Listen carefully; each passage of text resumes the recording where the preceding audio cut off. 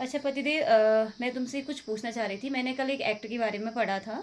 Detail में मैं नहीं पढ़ पाई और उसमें था भी नहीं, मैंने सोशल मीडिया में ही पढ़ा था शायद। कि जैसे कोई लड़की, कोई हस्बैंड वाइफ जैसे शादी होती है उनकी, और शायद कोई बात हो या बिना बात की वो अपने मायके में रहती है, और उसको रहते रहते 1 साल पूरा हो गया है। 1 साल से वो अपने मायके में रह रही है। तो पति को ये अधिकार होता है कि उस एक्ट के तहत वो उसको तलाक दे सकता है, क्योंकि उसके पास रीजन है कि वो 1 साल से मायके में रह रही है और ससुराल से मतलब कोई उसका मतलब नहीं है। तो क्या ये एक्ट क्या है, इसके मतलब क्या फ़ायदे हैं, क्या मतलब बताओगे आप इसकी डिटेल में थोड़ा सा मुझे? हाँ, जो क्या कहते हैं, सोशल मीडिया वाले तो आधा-अधूरा ज्ञान देते हैं ना, हम्म। पूरा तो बताते नहीं हैं। हम्म। जो अलग रह के तलाक लेने वाली बात कह रहे हम्म। हैं, राइट नहीं होता है, राइट पति को राइट नहीं होता है। नहीं होता, वो अच्छा। एक्चुअल में ये है कि म्यूचुअल कंसेंट से हम्म। अगर आते हैं और हम्म। पति-पत्नी दोनों हम्म। 1 साल से हम्म। अलग रह रहे हैं। हम्म। 1 साल मतलब उनका अलग होना, 1 साल होना ज़रूरी है अलग। हाँ, जो टाइम मतलब पीरियड है अलग हुए हाँ, उसमें 1 साल होना वो 1 साल ज़रूरी ज़रूरी है। है। और उसके तब बाद म्यूचुअल जो। तब दोनों की सहमति से, हाँ। म्यूचुअल कंसेंट से हम्म। वो कोर्ट में आ सकते हैं। हम्म। एक वो ग्राउंड है। हम्म। और जहाँ पर राइट वाली बात है कि अब मतलब उसको तलाक का अधिकार पति को भी होगा, पत्नी को भी पत्नी होगा, को भी दोनों के होगा। लिए है। हाँ। एक्ट एक ही के लिए नहीं है, एक्ट दोनों के लिए है। हाँ। पत्नी के लिए भी है, पति के लिए भी है। हम्म। उनके उसके लिए ग्राउंड है, क्रूरटी ग्राउंड होता है। हम्म। ठीक है। हम्म। पति अगर क्रूरटी करता है तो पत्नी के पास राइट है कि वो हम्म। क्रूरटी के बेस पर तलाक ले, या पत्नी हम्म। क्रूरटी करती है तो पति के पास राइट है कि क्रूरटी के बेस पर तलाक ले। तलाक ले, ओके। एक डिजर्शन ग्राउंड है कि हम्म। दोनों ने एक दूसरे को परित्याग कर रखा है, छोड़ हम्म। रखा है हम्म। बिना युक्त कारण के। हम्म। 2 साल से। हम्म। ठीक है। अगर हम्म। पत्नी ने 2 साल से छोड़ रखा है बिना युक्त कारण के, हम्म। पति के पास राइट है क्या कहते हैं तलाक लेने का। अगर हाँ। पत्नी ने छोड़ रखा है हम्म। तो पति के पास है।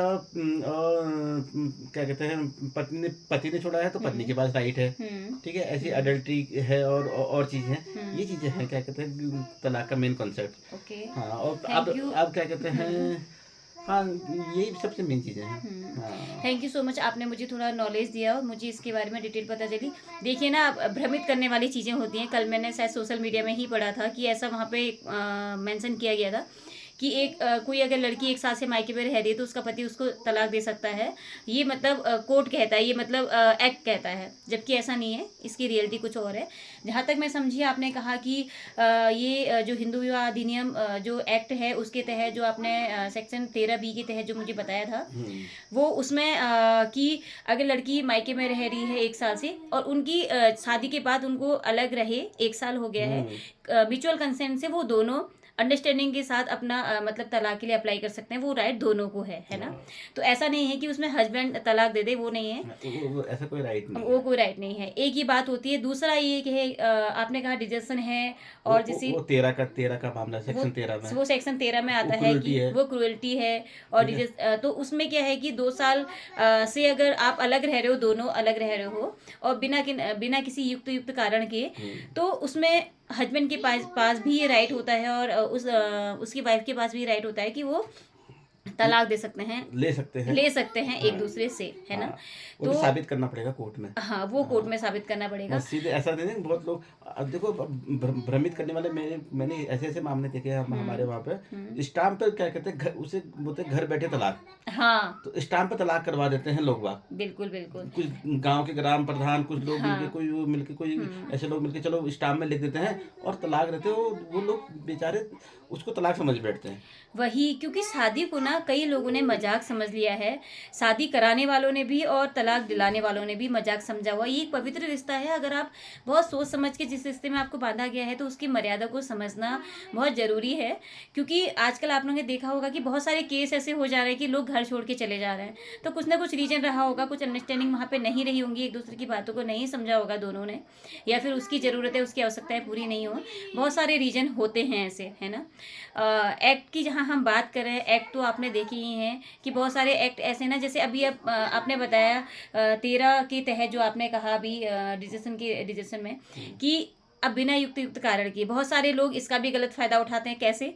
हमने सुना है अक्सर कि उस लड़की को ना उसका ससुराल पसंद नहीं आया, वो मायके में रह रही है, उसको पसंद ही नहीं आया, उस लड़की को वहाँ फैसिलिटी नहीं मिली, वो मायके में जॉब कर रही है, वहीं हाँ। रह रही है तो ना। वो लड़की ये ग्राउंड नहीं ले सकती कि मैं क्या कहते हैं, मैं अपने वहां से 2 साल हो गए मुझे अपने पति से अलग रहे हुए, बिल्कुल। और मुझे डिजर्शन की ग्राउंड पे तलाक दे दो। नहीं, ऐसे नहीं मिलेगा। अब बिल्कुल, अब देखिए ना, अब आप क्या इसमें क्या कहेंगे। आपने किसी के लड़के से शादी की, उसकी माँ की यानी कि आपकी सास की कुछ उम्मीदें थी आपसे, वहाँ पे आपका एक परिवार था, जहाँ पे वंश चलने की बात होती है, परिवार आगे बढ़ने की बात होती है, सास ससुर होते हैं, बच्चे होते हैं, पति पत्नी होते हैं, वहाँ पे क्या किया, आप वहाँ से चले गए तो कौन बचा, पति बचा, उसकी माँ बची, उसके पापा बचे, है ना। उनका परिवार तो बिखर गया, आपने परिवार तोड़ दिया और आप चले गए अपनी दुनिया बसाने, ठीक है। वो यही बात एक लड़के के लिए भी होती है, उसने शादी की यहाँ से, वो दिल्ली चले गया, कहीं बाहर चले गया जॉब करने, और उसने लड़की पे एलिगेशन लगाने शुरू कर दिए कि नहीं ऐसा ऐसा ऐसा बहुत सारी चीज़ें, मुझे लड़की पसंद नहीं आई, घर वालों ने जब उसकी शादी करा दी थी, वहाँ पे उसने दूसरी शादी कर ली और तलाक के लिए उसने अप्लाई कर दिया। तो ये सारी चीज़ें कहीं ना कहीं जो हमारे हिंदू जो रीति रिवाज के अनुसार जो शादियाँ होती हैं उसमें अब बहुत ज़्यादा होती जा रही हैं। पहले लोगों को अपने दायरे पता थे, औरतों को अपने दायरे पता थे, आदमियों को अपने दायरे पता थे। अगर जेंट्स जॉब करने जा रहा है, बाहर से पैसे कमाने जा रहा है, तो औरतें पूरा घर संभालती थी, खेती बाड़ी घर बच्चों को सारा वो संभालती थी, एक दूसरे के क्षेत्र में हस्तक्षेप नहीं होता था। तो मुझे लगता है कि उससे ये सेफ्टी रहती थी कि कुछ चीज़ें मतलब मर्यादा में रहती थी। जब तक हम पढ़ाई करते थे, अब आपने स्कूलिंग की, हाँ, हमने स्कूलिंग की थी, बिल्कुल तब तक तो हमें ये चीज़ पता ही नहीं था। नहीं पता थी, ये तलाक चीज़ें होती भी नहीं तलाक थी, क्या होता है यही पता नहीं था, है ना। आज तलाक और शादी को तो मजाक ही मान लिया है, और बहुत सारे एक्ट ऐसे, एक्ट की तो बात ना ही करें, डीवी एक्ट जैसे जो एक्ट हैं उन्होंने तो मतलब लोगों ने तो उसका मजाक, उसका क्या मजाक बना दिया लोगों ने, मतलब औरतों का मजाक बना दिया, है ना। मैं तो यही कहूँगी, क्योंकि लोगों ने क्या किया उसमें ये था कि एक छत के अंदर जो आपके साथ हिंसा हो रही है, कई जगह पे जो लोग सच में पीड़िता हैं उन लोगों को तो न्याय नहीं मिला, लेकिन जो कुछ भी नहीं है उन्होंने क्या किया, एक तो स्त्री धन, दूसरा डीवी एक्ट, उन्होंने क्या किया, शादी सब कुछ हुआ और घर के अंदर मेरे साथ हिंसा हो रही है, घर वालों ने की, पति ने की, एक छत के अंदर हिंसा हो रही है, तो लोगों ने और दूसरा एक उसका साधन बना दिया इन्होंने पैसा कमाने का। बिल्कुल एक बार एक से शादी करो, उससे क्या कहते हैं परमानेंट एनिमिनी लो, लो 10 लाख 15 लाख 20 लाख रुपया, बिल्कुल उसके बाद फिर कुछ समय बाद तलाक करके फिर दूसरी बार वो करो, है ना। तो है ना। हमारा आज का टॉपिक वैसे बेसिकली तलाक नहीं है, हमारा मेरा टॉपिक ये था कि जो एक्ट मैंने पढ़ा क्या ये सच है, ऐसा हो सकता है, क्योंकि बहुत सारी मेरे दिमाग में यही बात आई कि एक साल से तो बहुत सारी लड़कियां ऐसी होती है ना, मायका पसंद नहीं आ रहा है, चले गए और वहाँ से रिस्पॉन्स भी नहीं देते, वो लड़का फ़ोन कर करके थक जा रहा है, उसको लड़की को कोई मतलब नहीं, उसने रिस्पॉन्स देना है, तो ऐसे तलाक देना, फिर लड़की कल के दिन कोई बात उठा रही, तो बहुत सारी चीज़ें हैं।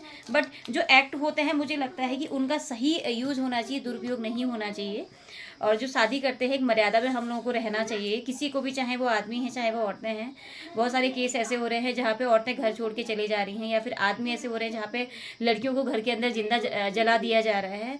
तो देखिए ना, हम समाज की बात करें, हम पूरे देश की बात करें, हम दुनिया की बात करें, तो शुरू कहाँ से होता है, एक परिवार से शुरू होता है। अगर आज के दिन मैं प्रण लेती हूँ कि मैं अपने बच्चों को अच्छी एजुकेशन दूंगी, है ना, तो अगर मेरे 2 बेटे हैं, मैं उनको एक ऐसी एजुकेशन देती हूँ कि आपको औरतों की इज्जत करनी है, रिस्पेक्ट करनी है, उनका कैसे मान सम्मान करना है, तो एक परिवार यहाँ पे सभ्य बना। वैसे ही दूसरी माँ अपने बच्चों को यहाँ पे एजुकेशन देती है कि नहीं भैया, आप 2 लड़कियाँ हो तो आपको किस तरीके से एक बैलेंस बना के चलना है। तो इसी से एक समाज बनता है, 4 परिवारों से एक मोहल्ला बनता है, जहाँ पे 4 लोग होंगे वहाँ पे एक क्षेत्र बनता है, ग्राम सभा बनती है। तो ऐसे ऐसे करके ही हम एक बड़े लेवल की बात करते हैं, ठीक है। तो ये था हमारा आज का पॉइंट कि जो आजकल के जो समाज में ऐसे केसेस हो रहे हैं, चाहे वो औरतों के साथ लड़कियों के साथ क्यों हो रहे हैं, क्या जो एक्ट बन रहे हैं वो कितने सही हैं, उनका दुरुपयोग हो रहा है तो क्यों हो रहा है, क्या उसमें कहीं पे कमियां छूट जा रही हैं।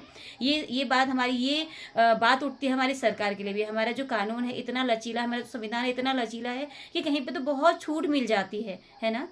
तो मेरी आप लोगों से अपील भी है, मेरी आप लोगों से विनती भी है कि जो चीज़ें वास्तविकता में जो है ना, जिन लोगों के लिए हैं वो लोग उनका सही फ़ायदा उठाएं, ना कि ऐसा हो कि कहीं पे लोगों के परिवार उजड़ जा रहे हैं। लोग आजकल लड़कियां सुनना पसंद नहीं कर रही, आजकल ईगो पे बात आ जाती है, लड़का समझता है मैं होशियार, मैं नॉलेजेबल, और लड़की समझती है मैं। और जहाँ पे आत्मसम्मान और आत्मविश्वास की बात आती है वहाँ तक सही है, लेकिन जहाँ घमंड, जहाँ ईगो की बात आती है वहाँ पे फिर रिश्ते टूटते हैं, वहाँ पे बनते नहीं हैं, है ना। तो आप लोगों की क्या राय है इस जो एक्ट है इसको लेकर के, कितना सही है, जैसे डीवी एक्ट है, हिंदू विवाह अधिनियम है, या फिर जो अभी हमने बात की थी, ये कितने सही हैं, कितने गलत हैं, क्या इनका दुरुपयोग हो रहा है। और एक एक जो मोस्ट इम्पोर्टेंट जो मेरी बात है, आप लोग जो भी मेरी इस वीडियो को देखते हो, आप लोगों से मेरी गुजारिश है, मेरी विनती है कि आप लोग अपने घर से ही शुरुआत कीजिए एक अच्छे माहौल की, क्योंकि आजकल का जो माहौल है ना, सच में शर्मनाक स्थिति है, दर्दनाक जो कंडीशन है, मतलब ऐसा लगता है ना कि इंसानियत से विश्वास उठता ही जा रहा है ना। तो अगर हम खुद अच्छी सोच रखेंगे, आप अपने घर में अच्छी सोच देंगे अपने बच्चों को, तो 4 लोगों को हम अच्छी बातें बताएंगे, अच्छी सोच उनकी सोच जो है सकारात्मकता की तरफ ले जाने की कोशिश करेंगे, तो धीरे धीरे धीरे एक अच्छे समाज का निर्माण किया जा सकता है। तो ऐसे ही मिलते हैं नेक्स्ट टॉपिक के साथ नेक्स्ट वीडियो में। तब तक के लिए बाय बाय, टेक केयर। और हाँ, आज का जो पॉइंट था, आज की जो बातें थी, आप लोगों को कैसी लगी बताइएगा, जरूर कमेंट कीजिएगा, अपनी राय जरूर बताइएगा। Okay, bye bye, take care.